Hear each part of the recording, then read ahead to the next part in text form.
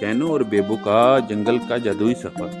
Shona kid के नाज़रीन, अगर आप चैनल पर नए हैं तो चैनल को सब्सक्राइब कर लें ताकि आपको आने वाली हर नई कहानी यूं ही मिलती रहे। एक खूबसूरत और पुरसकून गांव था जिसका नाम चमन नगर था। वहाँ एक प्यारी नानी अम्मा बीबी फातिमा और अपनी 2 नन्ही सी बिल्लियों के साथ रहती थी, शैनो और बेबो। शैनो एक शरारती सुनहरी बालों वाली बिल्ली थी जो हमेशा नई चीज़ों की दरियाफ्त करने में लगी रहती थी। बेबो थोड़ी सी शर्मीली थी, काले और सफ़ेद धब्बों वाली, मगर दिल की बहुत नरम थी। एक रोशन और हंसती धूप वाली सुबह शैनो ने बड़ी सी अंगड़ाई ली और आंखों में चमक लिए बेबो को कहा, बेबो आओ आज गांव से बाहर की दुनिया देखें, कुछ नया दरियाफ्त करें। बेबो ने थोड़ा झिझकते हुए कहा, मगर शैनो नानी अम्मा नाराज ना हो जाएं। शैनो ने शरारत से मुस्कुराते हुए कहा, हम जल्द वापस आ जाएंगे, बस थोड़ी सी मुहिम जोई ही तो करेंगे। दोनों बहन भाई दीवार फैलाकर नानी अम्मा के बागीचे से निकले और जा पहुंचे सरसराते जंगल के किनारे, जिसके बारे में नानी अम्मा ने कई कहानियां सुनाई रखी थी। जादुई रास्ता और नया दोस्त। जैसे ही वो जंगल के अंदर बढ़े, एक दरख्त की शाख पर बैठा एक अक्लमंद उल्लू इन्हें देख रहा था। उहू उहू, ऐ नन्ही बिल्लियों, कहाँ का इरादा है? उसने हंसते हुए पूछा। हम जंगल देखने आए हैं, क्या आप हमें कुछ खास दिखा सकते हैं?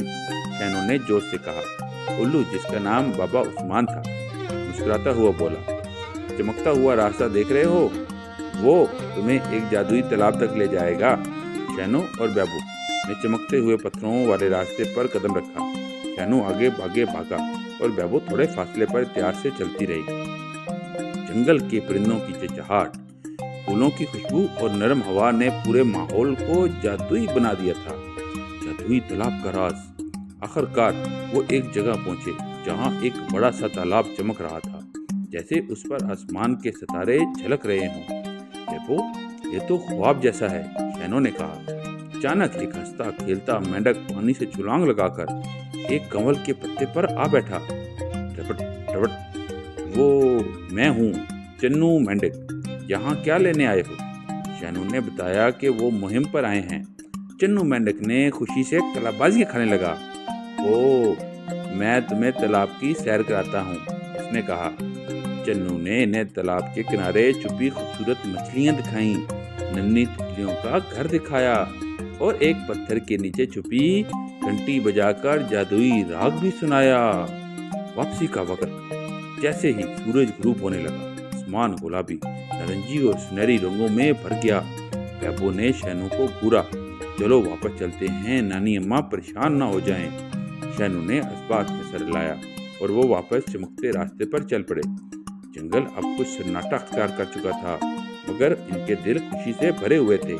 जैसे ही वो बाग में दाखिल हुए, नानी अम्मा दरवाजे पर खड़ी थी।